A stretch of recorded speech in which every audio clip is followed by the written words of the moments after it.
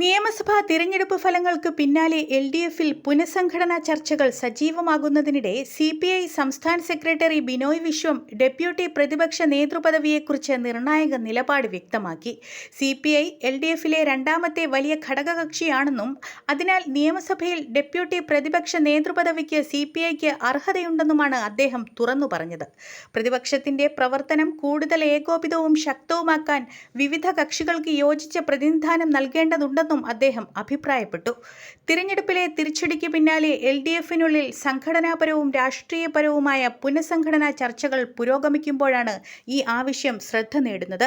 ഇതോടെ മുന്നണിക്കുള്ളിൽ പുതിയ രാഷ്ട്രീയ ചർച്ചകൾക്കും സാധ്യതയുണ്ട്. അതേസമയം ഡെപ്യൂട്ടി പ്രതിപക്ഷ നേതൃപദവി സംബന്ധിച്ച് അന്തിമ തീരുമാനം LDF നേതൃത്വവും ഘടകകക്ഷികളുമായുള്ള ചർച്ചകൾക്ക് ശേഷമായിരിക്കും ഉണ്ടാവുക. CPMന്റെ ഔദ്യോഗിക പ്രതികരണം ഇതുവരെ പുറത്തുവന്നിട്ടില്ല.